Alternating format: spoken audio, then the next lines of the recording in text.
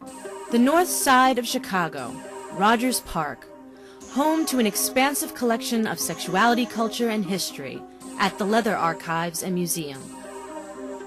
Founded in 1991 as a way to protect erotic art collections and the records of sexuality organizations, the LA&M has grown to be recognized as an authority on erotic culture, art, and history. How it started was when my lover, the artist ATN, died.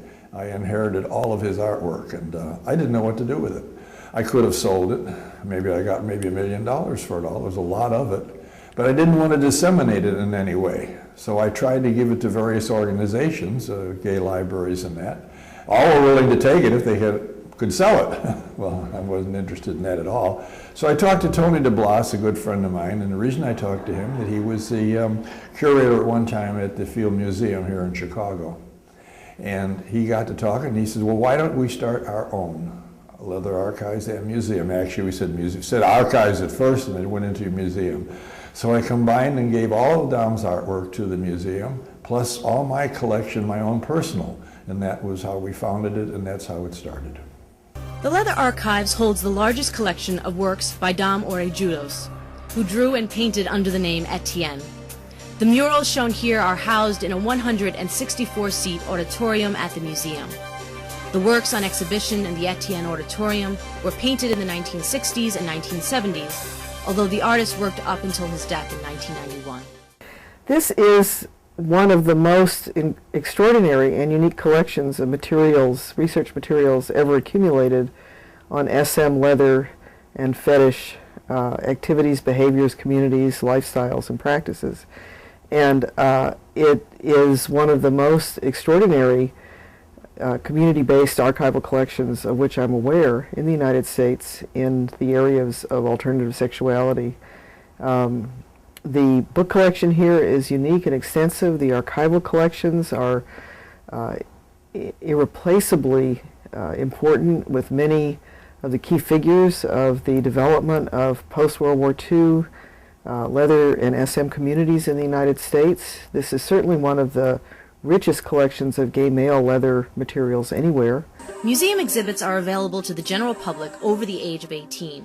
Patrons will find educational displays of history, culture, and art, with a glimpse into the sexual subculture comprised of leather fetish and BDSM practitioners. The archives of the LA&M hold the records of International Mr. Leather, an annual gathering of leathermen in Chicago every Memorial Day weekend since 1979. I think the most interesting thing to me about the archives and its importance is that a lot of people who are interested in non-vanilla sex find it important to identify with the community, to find others like them. And as an archive, as a library, as a facility, this serves as a community center, a repository of not just contemporary people who are currently engaged in different kinds of alternative sexualities, but who have engaged in that in the past, and the sort of development of a community, of an ethos, of a tradition that then they can join and be part of, or not be a part of, but at least know that it's there. The collections of artifacts, photographs, papers, and artwork have been built entirely through donations from kinky people and organizations from around the world. History is extremely important to political activism that's happening today, because we need to know what sort of efforts we've done in the past. We need to know which groups we've worked with in the past successfully. We need to know from our mistakes, quite frankly. We need to know what worked and what didn't work, and so that we can change our tactics in the future, and be able to build more on efforts of past activists.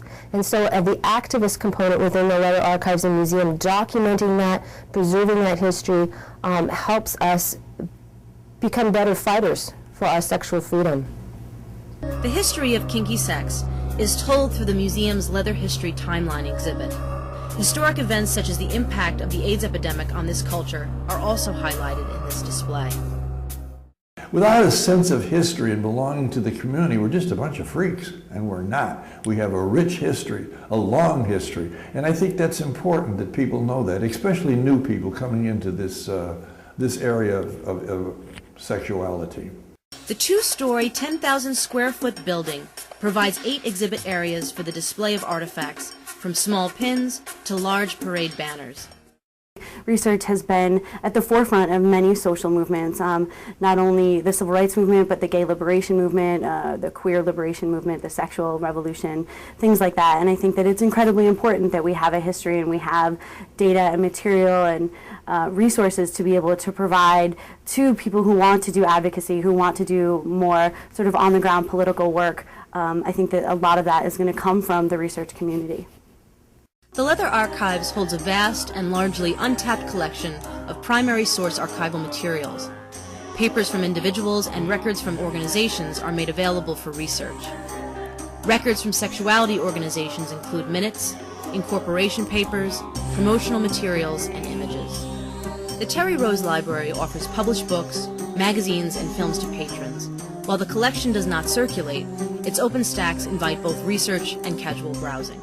Leather and SM history is in its very early stages of development, and one of the reasons for that has been the difficulty in accessing, or has been the lack of collections of primary material. This place now has assembled this rich collection of primary material waiting to be exploited, and I can only anticipate that the historical and academic and intellectual work that will come out of this place will reshape our understandings of not just of SM and leather, but of the sexual history of the United States and of the 20th century.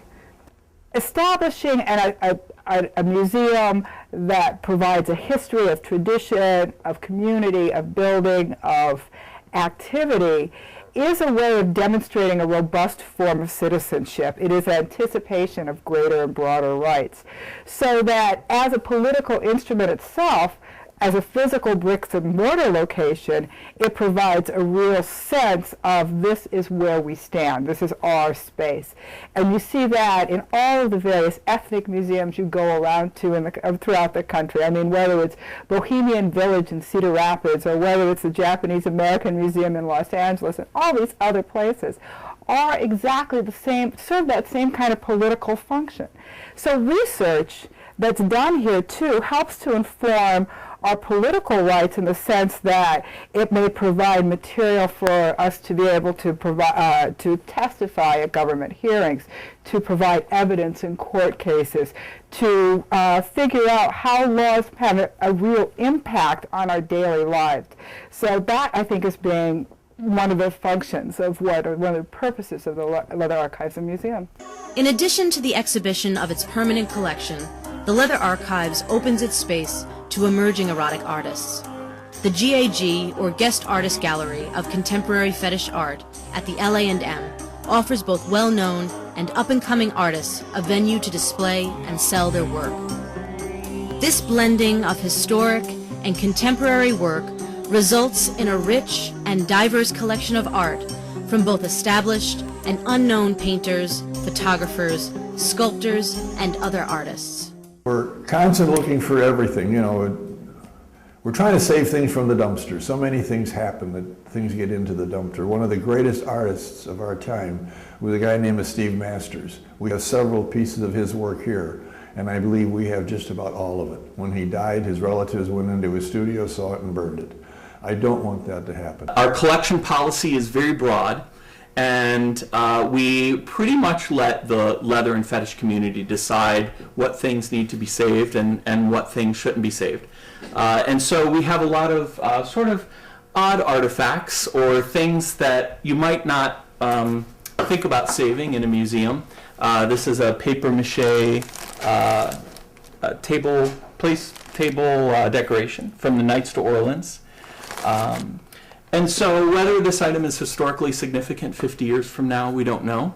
But being a community and grassroots organization, we figure as long as the community that's supporting us is willing to buy more building and preservation space, we will continue to save what they deem should appropriate to be saved. It's absolutely essential for us to understand and to know the past, to give us tools for the future. And so the archives is exactly that.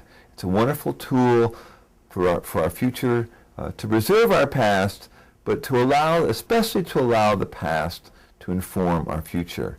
And that's why I'm such a big supporter of the archives, and why I suggest you ought to do so too.